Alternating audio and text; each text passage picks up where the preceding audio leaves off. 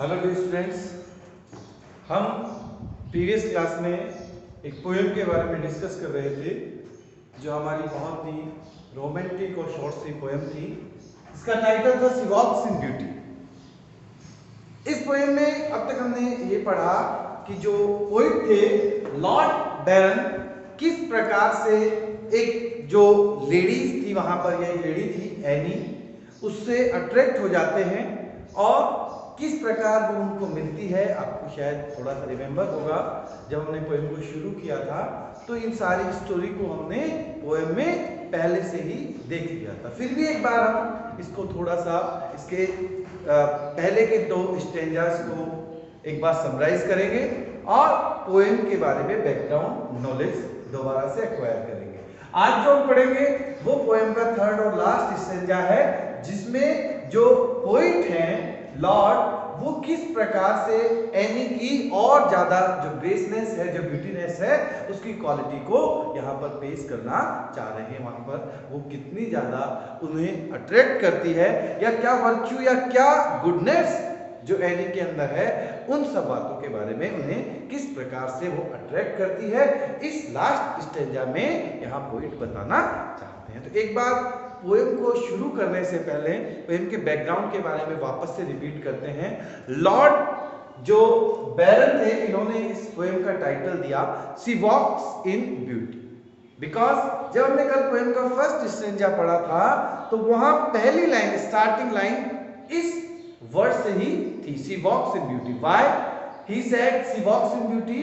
Because क्योंकि उन्हें ऐसा लगता था, क्योंकि जो एनी है वो जब चलती है या वो जब घूमती है, वॉक करती है, तो उसकी सुंदरता में चार चांद लग जाते हैं। इट मीन्स उन्होंने पूरा उसका फिगरेटिव जो उसकी गुडनेस है या एक तरीके से उसकी ब्यूटीनेस है, उसे ही मेजरली पूरी पोएम में दिखाया है, शो किया है।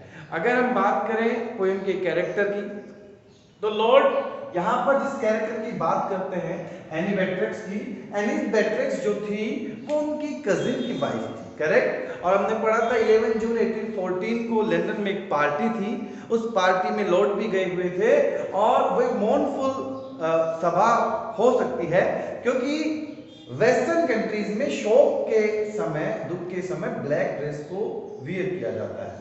तो ऐसा बताते हैं कि उस समय एनी ने भी ब्लैक कलर का गाउन पहने हुए था और वो बहुत ज्यादा लोगों को अट्रैक्ट कर रही थी। लॉर्ड ने जब एनी को फर्स्ट टाइम उस पार्टी में देखा 11 जून 1814 को, तो वो उससे बहुत ज्यादा अट्रैक्ट हुए, लेकिन लॉर्ड इस बात को भी जानते थे कि वो उनके कजिन जो है उनकी वाइफ, लेकिन फिर भी वो उसकी ब्यूटी से बहुत ज्यादा अट्रैक्ट होते हैं। उस रात वो उसकी ब्यूटी से इतना अट्रैक्ट होते हैं कि नेक्स्ट डे से ही उन्होंने उसकी ब्यूटीनेस पर एक पोएम लिखना शुरू कर दिया। उन्होंने उसके ऊपर या उसकी सुंदरता के ऊपर पोएम का क्रिएशन का वर्क शुरू कर दिया और जब वो इस पोएम को पूरा कर लेते हैं तो 1815 में इसे पब्लिश किया जाता है। उनकी 13 पोएम्स का एक कलेक्शन है, उसमें से एक बहुत सुंदर पोएम जिसका title she walks in beauty रहा, उसमें एनी की सुंदरता के बारे में बताया गया है। फर्स्ट स्टेंजा में यदि हम बात करें तो जो उसकी बाहरी आवरण है या हम जिससे कह सकते हैं कि केवल शारीरिक सुंदरता है, उसका यहाँ पर पोएट के द्वारा बहुत ज्यादा बढ़ा चढ़ाकर वर्णन किया गया है। अगर थोड़ा सा पोएम के लास्ट स्टेंजा को रिपीट करें तो पोएट किस प्रकार से उसकी तुलना एक उस प्रकार के स्काई से कर देते हैं जो आज बिल्कुल क्लाउडलेस है, क्लियर है, और जब कोई भी बादल या आसमान जब बिना बादलों का होता है तो वो बहुत ज्यादा सुंदर दिखाई देता है। तो उस पोएम को जब शुरू किया गया तो पहली जो वहां पर कंपैरिजन किया गया था एनी का पोएट के द्वारा, वो एक खुले क्लाउडलेस स्काई से किया गया था। उसके बाद उन्होंने इसे इस प्रकार से प्रदर्शित किया था मानो लाइट और डार्कनेस का एग्जैक्ट परफेक्ट कॉम्बिनेशन उसके ऊपर गिर रहा हो। किसके ऊपर? एनी के ऊपर। वो अपने स्टेंजास में इस प्रकार से बताते हैं कि ना तो एक भी शेड डार्कनेस की कम होनी चाहिए और ना एक भी पार्ट ब्राइटनेस का ज्यादा होना चाहिए, क्योंकि जिस पार्टी में वो एनी को देख रहे हैं वो एक रोशनी भरी रात है जहां पर डार्कनेस का और ब्राइटनेस का एग्जैक्ट परफेक्ट कॉम्बिनेशन है, और इस कॉम्बिनेशन के कारण जो एनी है उसकी ब्यूटीनेस और भी ज्यादा बढ़ रही है। इट मीन्स वो नेचर की जितनी भी क्वालिटीज थी उनके साथ एनी की ब्यूटीनेस को कंपेयर करते हैं। इट मीन्स एटलीस्ट वो ये बताना चाहते हैं कि नेचर में जितनी भी बेहद खूबसूरत चीजें हैं वो सब आज किससे कंपेयर की जा सकती हैं? एनी से कंपेयर की जा सकती है। सेकेंड, जब इसके स्टेंजास को हम पढ़ रहे थे तो उन्होंने इसके और बहुत सारे एक्सप्लेनेशन दिए, किस प्रकार से उन्होंने बताया कि उसके जो सिर के ऊपर या उसके चेहरे के ऊपर जो बालों की जटा है, जो गुच्छा है, वो चेहरे पर इस प्रकार से फैला हुआ है कि उसकी सुंदरता को और अधिक बढ़ा रहा। ऐसे बहुत सारे एग्जांपल्स डिफरेंट टाइप्स के उन्होंने बताए जो बेसिकली इस बात की ओर इंडिकेशन कर रहे थे कि वो नेचर की ब्यूटीएस्ट थिंग्स के साथ कंपेयर की जा सकती है। उन्होंने वहां पर फिगरेटिव रूप में, फिजिकल रूप में उसकी गुडनेस और ब्यूटीनेस को बहुत हाई लेवल से एक्सप्लेन करने का प्रयास किया है। तो टुडे आज हम पढ़ने जा रहे हैं लास्ट स्टेंजा, इस पोएम का बहुत शॉर्ट सा स्टेंजा है, इसे कंप्लीट करेंगे।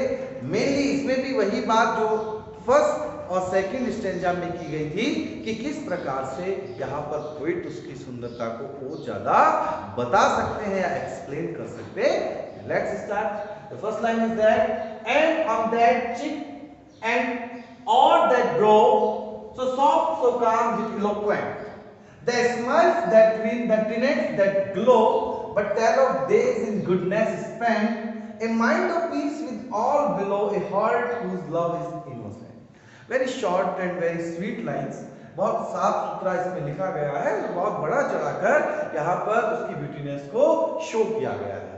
देखिए पहली लाइन में कहा and on that cheek and over that's bro. Over that's bro का मींस होता है forehead. Over that's bro, bro का मतलब हमारी भौं है, ओवर दैट का मतलब के ऊपर। अब हमारी आईब्रोज के ऊपर क्या है? हमारा फोरहेड है। फोरहेड का मींस माथा, ललाट जिसको हम कहते हैं, करेक्ट। यहाँ पर अब उसकी जो फोरहेड है उसमें क्या क्वालिटीज हैं या वो किस प्रकार से दूसरे फोरहेड्स या दूसरी गर्ल्स के फोरहेड से डिफरेंट है उसके बारे में पोएट बताना चाहते हैं। उन्होंने कहा and on that cheek and on that bro, उसने कहा कि उसके आईब्रोज के ऊपर का स्पेस या जिसे हम फोरहेड कहें, ललाट कहें, वो इतना ज्यादा चमक रहा है, इतना ज्यादा सुंदर दिखाई दे रहा है क्योंकि उसके ऊपर किसी प्रकार की कोई एंग्जाइटी, कोई स्ट्रेस दिखाई नहीं दे रही है। फॉर एग्जाम्पल, यदि हमारे मस्तिष्क पर या हमारे मन में कोई चिंताएं हैं, किसी प्रकार की कोई समस्याएं हैं, तो सीधी सीधी लकीरें ललाट पर दिख जाती हैं जिससे पता चल जाता है कि इसके पास या इसके साथ कोई समस्या हो रही है। लेकिन यहाँ एनी जो हैं वो फ्री हैं, उनके पास किसी प्रकार की कोई प्रॉब्लम नहीं है, इसी के कारण उनका ललाट बहुत ज्यादा चमकता दिखाई दे रहा है। क्लियर? इसलिए कहा कैन ऑन दैट चिक, चिक मींस गाल, उसके गाल और उसके जो फोरहेड है, उसके ललाट का हिस्सा है, उसकी चमक इतनी ज्यादा बेहतर दिखाई दे रही है। इट मींस उसे इस वर्ल्ड में शायद किसी प्रकार का कोई दुख नहीं है, क्योंकि अगर एंग्जाइटी होती, प्रॉब्लम होती, किसी प्रकार का उसे प्राउड होता, घमंड होता, तो निश्चित रूप से उसके माथे पर भी शिकन दिखाई देती और उसकी चमक में क्या होता, इंक्रीजमेंट होता या उसमें थोड़ा सा कमी देखने को मिलती। एब्सोल्युटली उसमें कमी देखने को मिलती, लेकिन यहाँ पर ऐसा नहीं है। यहाँ पर तो उसकी चमक लगातार बढ़ती। उन्होंने कहा सो सॉफ्ट सो काम जेट इलोक्वेंट, और उसका जो व्यक्तित्व है, उसका जो मस्तिष्क है, उसका जो ललाट है, वो कैसा दिखाई दे रहा है? सो सॉफ्ट, बहुत मुलायम, काम, शांत, और इलोक्वेंट का मतलब जो हमें एक प्रकार से मन को भाने वाला हो, शांत हो, स्वच्छ हो, ऐसा उसका ललाट दिखाई दे रहा है। पोएट कहते हैं कि उसका जो ग्लो है, उसकी जो चमक है, किसकी? यहाँ एनी के फोरहेड की, वो इतनी सॉफ्ट है, इतनी काम है, जो हर एक एंगल से हमें एक्सेप्ट लग रही है या हमें एक प्रकार से स्वीकार्य लग रही। क्लियर।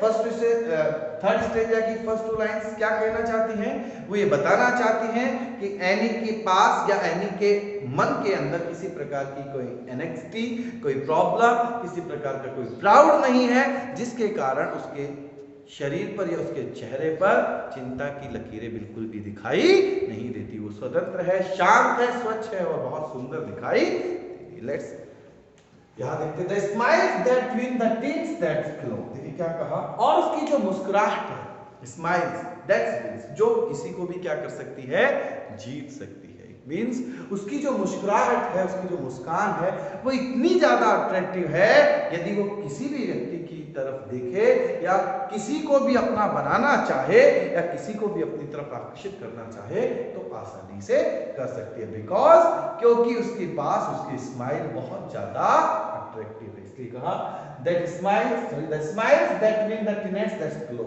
टिनेट्स यहाँ कलर को कहा गया है, रूप को कहा गया है, रंग को कहा गया है कि उसकी स्माइल इतनी ज्यादा अच्छी है कि वो किसी को भी अपना बना सकती है, किसी को भी आकर्षित कर सकती है या किसी पर भी अपनी जीत पा सकती है। और उसका जो रूप रंग है वो भी बहुत ही चमकदार दिखाई देता है। वही फिजिकल अपीयरेंस के बारे में बताया है कि उसकी मुस्कुराहट लोगों को अपनी ओर आकर्षित करने वाली है और इसी कारण जो पोएट है लॉर्ड, वो भी उसकी तरफ फुल्ली अट्रैक्ट हो जाते। कहा but ten of days in goodness spend. लेकिन पोएट यहां पर एक बात कहता है, ये अच्छाई, ये सुंदरता उसे ऐसे ही नहीं मिली, इसके पीछे कोई ना कोई रीजन रहा होगा। शायद उसने क्या किया है, स्पेंड गुडनेस, कुछ अच्छे पुण्य किए हैं, कुछ अच्छे काम किए हैं उसने अपने लाइफ में, हो सकता है प्रेजेंट लाइफ में या पास्ट लाइफ में कुछ ना कुछ अच्छी बातें, अच्छे पुण्य कर्म किए हैं, जो ही कारण है या जिसके कारण ही ऐसा हुआ है कि उसे ये खूबसूरती अदा की गई है या उसे ये खूबसूरती मिली। यहाँ पॉइंट इस प्रकार से बताते हैं कि जो वो आज का समय इतनी अच्छाइयों में या इतने अच्छे दिनों के साथ व्यतीत कर रही है, इसका एक कारण ये है कि शायद उसने अपने जीवन में क्या किए हैं, बहुत अच्छे काम, पुण्य कर्म किए हैं, बेहतर काम किए हैं, इसीलिए उसे ये सब आज सुख सुविधाएं मिल रही है या वो इतनी सुंदर। A mind at peace with all below, a heart whose love is innocent। उन्होंने कहा ऐसा नहीं, ये सारी तो मैंने उसकी जो ब्यूटीनेस है ये मैंने उसकी फिजिकल अपीयरेंस के बारे में बताया, लेकिन अब उसके अंदर मेंटलिटी के अंदर या उसकी शारीरिक अंदर मानसिक रूप से जो उसकी ब्यूटी है वो कैसी है।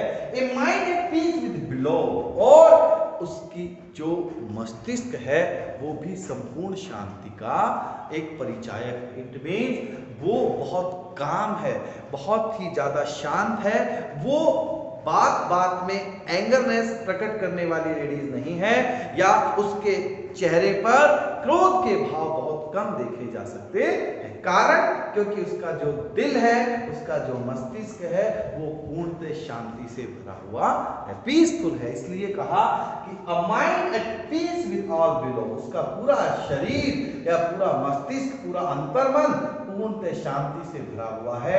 इसलिए ना कभी उसके चेहरे पर क्रोध के भाव दिखाई देते हैं, ना कभी घमंड के भाव और ना ही किसी प्रकार की चिंता की लकीरें दिखाई देती हैं। जब ये सारी चीजें नहीं है तो इट मींस वो कैसी दिखाई देगी, ऑब्वियसली कैसी दिखाई देगी, बोलिए सुंदर या बताइए कुरूप, बिल्कुल वो सुंदर ही दिखाई देगी। ए heart with love is innocent, और एक ऐसा दिल जिसका प्रेम बिल्कुल कैसा है, इनोसेंट का मतलब मासूम है। Whose heart is innocent? बताइए किसका दिल इनोसेंट होता है? A child heart is innocent, एक बच्चे का दिल मासूम होता है क्योंकि उसके अंदर चालाकियां, मक्कारियां या धोखेबाजियां नहीं होती हैं। वही बात यहाँ एनी के लिए पोइट बताते हैं कि उसका भी दिल इस प्रकार से है जिसके अंदर ना तो कोई चालाकी है, ना मक्कारी है, ना किसी प्रकार की कोई चालबाजी है। वो बहुत क्लियर है, बहुत साफ है और इस प्रकार से अपने आप को रिप्रेजेंट कर रही है मानो पूरी दुनिया की सबसे सुंदर, सबसे बेहतर और सबसे अच्छी महिला वही है। तो यहाँ पर रॉबर्ट जो लॉर्ड थे वो इस पोएम के थ्रू यही बताना चाहते थे कि एनी जो है वो ना केवल फिजिकल अपीयरेंस से ही ब्यूटीफुल है बल्कि उसकी मन स्थिति जो है, मेंटल जो पोजीशन है वो भी बेहतर है और वो बहुत सुंदर दिखाई देती है। आई होप गाइस आपको अच्छे से समझ में आया होगा। इस पोएम के बहुत शॉर्ट से स्टेंजास थे, तीनों स्टेंजास को हमने अच्छे से पढ़ा। ठीक है, थैंक यू।